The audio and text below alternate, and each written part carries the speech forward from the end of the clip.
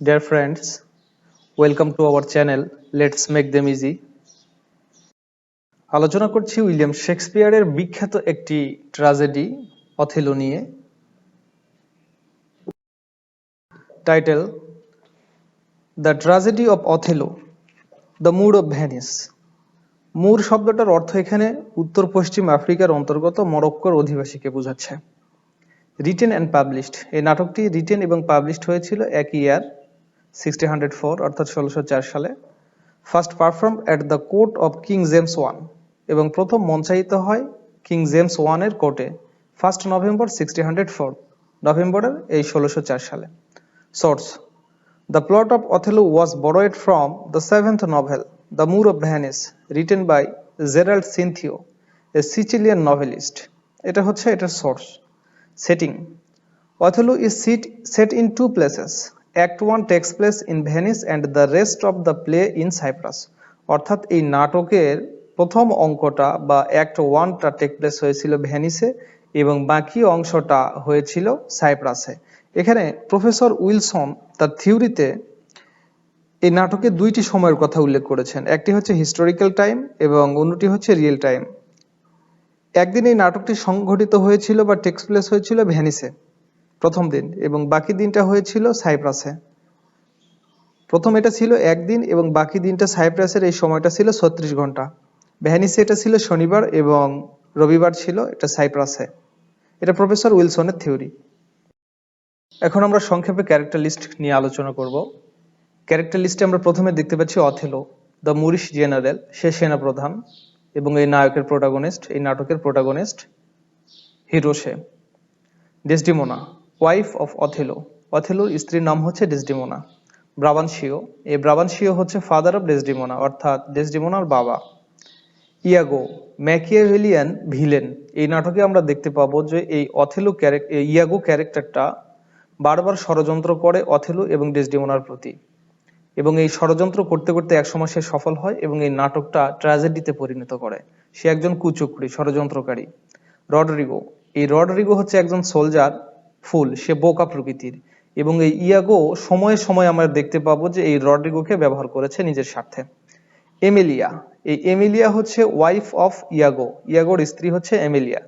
Casio, Casio হচ্ছে lieutenant of Othello, অথেলোর lieutenant. মন্টানো, মন্টানো হচ্ছে the governor of cypress, অর্থাৎ সাইপ্রাসের governor হচ্ছে মন্টানো। এছাড়া দু একটা মাইনর ক্যারেক্টার রয়েছে যেগুলো আলোচনা না করলেও চলে। অথেলো নাটকে শুরু হয় রাত্রিবেলায় ভেনিসের একটি রাস্তায়, সিনেটর ব্রাবানশিওর বাড়ির সামনে। রডরিগো একজন সৈনিক যে ধনী এবং বোকা মানুষ।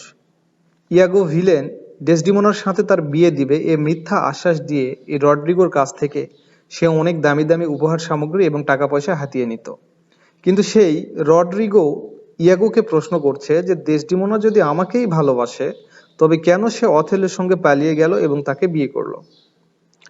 ইয়াগো তাকে সান্ত্বনা দিয়ে বলে, ধৈর্য ধরো, অথেলো এবং ক্যাসিওকে আমি সাহায্য করব। ইয়াগো রডরিগোকে দিয়ে ডেসডিমোনার বাবা ব্রাবানশিওকে বলায় যে তোমার মেয়ে অথেলোর সঙ্গে পালিয়ে গেছে এবং তাকে বিয়ে করেছে। এই কথাগুলো শুনে ব্রাবানশিও খুবই অপমানিত হয়। ব্রাবানশিও ডিউকের কাছে অথেলোর বিরুদ্ধে অভিযোগ করে যে আমার সুন্দর মেয়ে কেন একজন বয়স্ক কালো কুৎসিত মানুষের সঙ্গে পালিয়ে যাবে এবং বিয়ে করবে।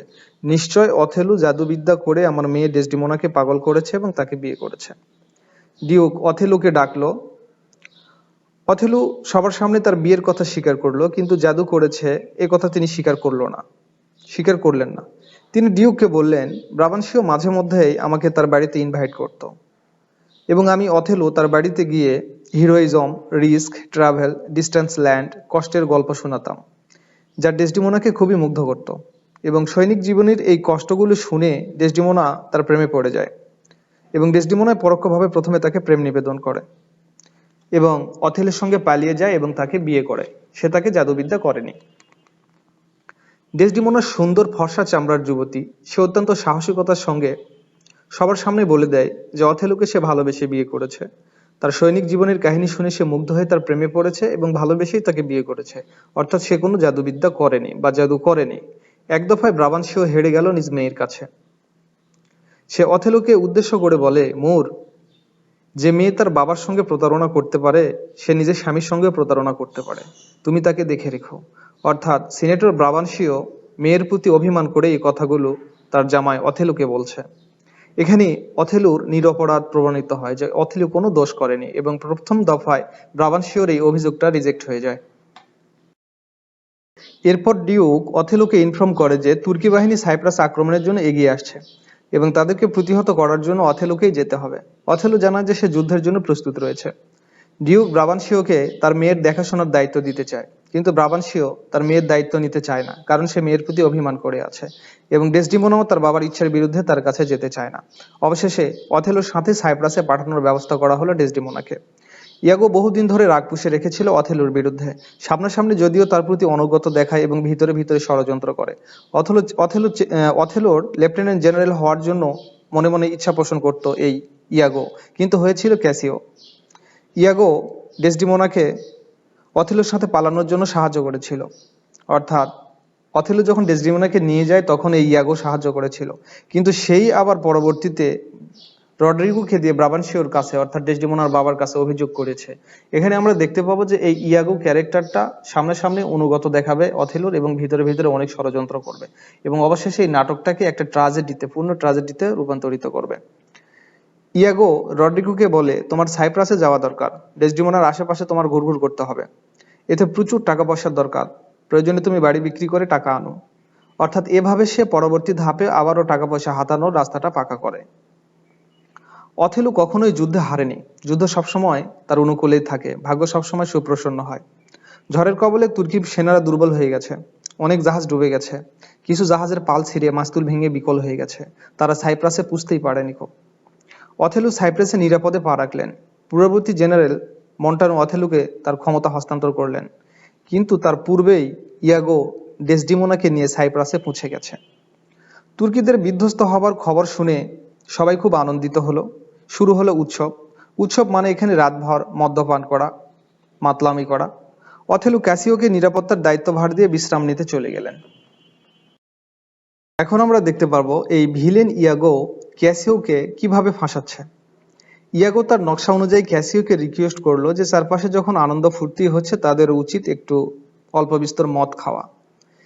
ক্যাসিও সাদা মনের মানুষ, সে তাই করলো এবং নকশা অনুযায়ী ইয়াগো সবসময় ক্যাসিওর পাত্রে বেশি মদ ঢালতে শুরু করলো। যখনই মদ শেষ হয় তখন ইয়াগো আবার ক্যাসিওর পাত্রে মদ ঢালে এবং সে নিজে কম খায়। এভাবে ইয়াগো ক্যাসিওকে পুরোটাই বেসামাল করে দেয় এবং ক্যাসিও মাতাল হয়ে যায়। বেসামাল অবস্থায় ক্যাসিও সেনাদের তদারকি করছে। ইয়াগো রড্রিগো তার সহযোগী রড্রিগোকে বলে সে যেন ক্যাসিওর সঙ্গে দাঙ্গা বাঁধায়। সে তোমার কিছুই করতে পারবে না, কারণ সে মদ খেয়ে বেসামাল হয়ে গেছে, তোমার কাজ হচ্ছে তাকে উত্তপ্ত করা। রড্রিগো তাই করলো, কিন্তু সে পাল্টা কিছু আঘাত পেল ক্যাসিওর দ্বারা। এতে রড্রিগো গালমন্দ শুরু করলো ক্যাসিওকে। এগুলো শুনে গভর্নর মন্টেনো বেরিয়ে আসলো এবং সে ক্যাসিওর উপর আঘাত করলো। এর ফাঁকে ইয়াগো পাগলা ঘন্টি বাজিয়ে দিয়েছে, যা একটা বিপদ সংকেত। ভয়ে গ্রামবাসীরা ঘর থেকে বেরিয়ে এসেছে, চিৎকার দিতে শুরু করলো তারা। অথেলোর ঘুম ভেঙে গেল গ্রামবাসীর চিৎকার শুনে। সে এসে দেখে ক্যাসিও এবং রড্রিগো আহত অবস্থায় পড়ে আছে। এই ফাঁকে ইয়াগো চালাকি করে অথেলোর কানে ঢুকিয়ে দেয় যে ক্যাসিও মদ খেয়ে রড্রিগো এবং মন্টেনোকে আঘাত করেছে। অথেলো খুবই ক্ষিপ্ত হয়ে যায় যে তার লেফটেন্যান্টকে সে দায়িত্ব দিয়েছে নিরাপত্তার, আর সে মদ খেয়ে বেসামাল হয়ে সৈন্যদের উপরে আক্রমণ করছে। এতে সে খুব রাগান্বিত হয় এবং ক্যাসিওকে বরখাস্ত করে এবং উক্ত পদে ইয়াগোকে বসিয়ে দেয়। এবার আমরা দেখতে পাবো যে ক্যাসিও আর একটা ফাঁদে পা দিতে চলেছে। ভিলেন ইয়াগো ক্যাসিওকে সান্ত্বনা দিতে এসে বলে, ভাই ক্যাসিও, তুমি মন খারাপ করে না, অথেলো আমাকে জোর করে তোমার পদে বসিয়েছে। এখানে আমার বসার বা এই পদে বসার আমার কোনো ইচ্ছে ছিল না, বরং তুমি এক কাজ করো, তুমি ডেসডিমোনার কাছে যাও এবং তার কাছে অনুরোধ করলে সেই পারবে তোমাকে আবার পদটি ফিরিয়ে দিতে। ক্যাসিও তাই করলো। ডেসডিমোনাকে সে তার কষ্টের কথাগুলো জানালো। ডেসডিমোনা জানে যে ক্যাসিও একজন ভালো মানুষ। সে তাকে আশ্বাস দিল যে অথেলোকে বলে কয়ে তাকে উক্ত পদে বহাল রাখার চেষ্টা করবে। ইয়াগো এবার অথেলোকে কাজের কথা বলে ডেকে আনলেন দুর্গের এমন একটা জায়গায় যেখান থেকে দেখা যাবে যে এই ডেসডিমোনা এবং ক্যাসিও বসে গল্প করছে। মূলত ক্যাসিও এখানে অনুরোধ করার জন্য গিয়েছে, আর এই ঘটনাটাকে ইয়াগো ভিন্নভাবে তুলে ধরছেন এই অথেলোর কাছে। কথার ফাঁকে ইয়াগো বলে উঠলো যে না, এসব আর ভালো লাগে না। তখন অথেলো বলল, কি ভালো লাগে না? তখন ইয়াগো কথাটা ঘুরিয়ে নিল, কিন্তু সে কি ইঙ্গিত করতে যাচ্ছে তা বুঝে ফেলেছে অথেলো। এখানে একটা কথা বলে রাখি, অথেলো যুদ্ধক্ষেত্রে যদিও অনেক বিচক্ষণ বা বীর, কিন্তু এই নাটকে আমরা দেখতে পাবো সে একেবারে বোকা মানুষ। সে বারবার এই ইয়াগোর ফাঁদে পা দিবে এবং এই নাটকটা ট্রাজেডিতে রূপান্তরিত হবে। ডেসডিমোনার অনুরোধে ক্যাসিওকে মাফ করে দিলেন অথেলো। ইয়াগোর স্ত্রী এমিলিয়া এই খবর জেনেছে এবং সে তার স্বামীকে এই কথা বলে দিয়েছে। ইয়াগো এই খবর শুনে হতাশ হয়ে গেল। এবার সে নতুন একটা ষড়যন্ত্র করলো। অথেলো ডেসডিমোনাকে একটি রুমাল গিফট করেছিল, সেটা চুরি করে এনে দিতে বলে তার স্ত্রী এমিলিয়াকে। তার স্ত্রী এমিলিয়া অনেক ভেবে চিনতে এই রুমালটা চুরি করে নিয়ে এসে দেয় তার স্বামীর হাতে। কারণ হচ্ছে যদি সে অস্বীকার করত তাহলে তার পিঠে ছাল তুলে নিত। ইয়াগো অনেক এগ্রেসিভ, আক্রমণাত্মক এবং তার বইয়ের উপর নির্যাতন করত। এমিলিয়া এই ভয়ে সেই রুমালটা চুরি করে এনে তার স্বামীকে দিয়েছে। এই রুমাল অথেলোর বাবা মিশরের একটা বেদিনীর কাছ থেকে কিনেছিল। সে এটা অথেলোর মাকে দিয়েছিল এবং মৃত্যুর আগে অথেলোর মা অথেলোকে দেয় এবং বলে যে এটা তুমি তোমার স্ত্রীকে দিও, এবং যতদিন এই রুমালটা তোমার স্ত্রীর কাছে থাকবে ততদিন তোমাদের মধ্যে ভালোবাসার পূর্ণ সম্পর্ক থাকবে বা অটুট সম্পর্ক থাকবে। এবার ইয়াগো এই রুমালটাকে চুপিসারে ক্যাসিওর ঘরে রেখে আসলো, মানে আবার একটা ষড়যন্ত্র জাল পাতলো সে। এবং ক্যাসিও ঘরের মধ্যে প্রবেশ করে দেখতে পারলো সুন্দর একটা রুমাল।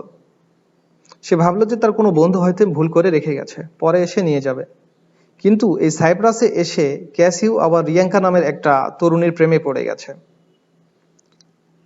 ক্যাসিও ভাবলো এই রুমালের মালিক আসার আগেই রিয়াঙ্কাকে দিয়ে আমি এরকম একটা সুন্দর রুমাল তৈরি করে নেব। তাই সে সেটা রিয়াঙ্কাকে দিলেন। এই সব কিছুই জেনে গেছে ইয়াগো, কারণ সবসময় তার মানে চতুর একটা দৃষ্টি ছিল বা নজর ছিল এদের প্রতি। সে অথেলোকে বলে, আপনার হাতে একটা সুন্দর রুমাল দেখেছিলাম আমি। অথেলো তখন এই রুমালের ঘটনাটা খুলে বলে যে তার মা দিয়েছে ডেসডিমোনাকে। তখন এই ইয়াগো অথেলোকে বলে, কি বলছেন, এই রুমাল তো আমি দেখেছি ক্যাসিওর ঘরে, ক্যাসিওর কাছে এই রুমালটা আমি দেখেছি, ডেসডিমোনা হয়তো সেটা ক্যাসিওকে দিয়ে দিয়েছে। অথেলো অবাক হলো যে রুমালটা ভালোবেসে সে তার ওয়াইফ ডেসডিমোনাকে দিয়েছে, সে আবার কাকে দিয়েছে, ক্যাসিওকে দিয়েছে। তার মানে সেও ভালোবাসতে শুরু করেছে ক্যাসিওকে। অর্থাৎ তাদের মধ্যে যে একটা অনৈতিক সম্পর্ক আছে বা সম্পর্কে জড়াচ্ছে এটা বুঝতে পারলো অথেলো। অর্থাৎ তার মধ্যে একটা সন্দেহের বীজ ঢুকে দিল এই ইয়াগো। এবং অথেলো একটু রেগে গেল এক সময়। এবার ইয়াগো চিন্তিত, যদি ক্যাসিও এই সত্য ঘটনাটা বলে দেয় তাহলে ইয়াগো ফেঁসে যাবে। তাই সে ক্যাসিওকে হত্যা করার চিন্তা করলো এবং হত্যাকারী হিসেবে রড্রিগোকে সে ডাকলো এবং তাকে আবারও ভুল বোঝালো যে ডেসডিমোনা তোমার উপহার সামগ্রী গ্রহণ করেছে এবং তোমাকে আস্তে আস্তে ভালোবাসতে শুরু করেছে, কিন্তু ক্যাসিওর মোহ কাটছে না, তাই তোমার উচিত হবে ক্যাসিওকে হত্যা করা। রড্রিগো রাতের অন্ধকারে ক্যাসিওর উপর ঝাঁপিয়ে পড়লো, কিন্তু তাকে হত্যা করতে পারলো না, বরং রড্রিগোই আহত হলো। এখন ইয়াগো এগুলো দেখছিল। একসময় ক্যাসিও যদি রড্রিগোকে চেপে বসে তাহলে সে সত্য ঘটনা বলে দিবে যে কার কথা সে তাকে হত্যা করতে এসেছিল। এই ভয়ে ইয়াগো রড্রিগোর বুকে তলোয়ার বসিয়ে দিয়ে তাকে হত্যা করলো এবং ক্যাসিওকে পথে এগিয়ে দিয়ে আসলো। অথেলো রেগে গিয়ে তার ওয়াইফ ডেসডিমোনার কাছে সেই রুমালটা চায়। ডেসডিমোনা যত্রতত্র সেই রুমালটা খোঁজাখুঁজি করে, কিন্তু সে দিতে পারে না।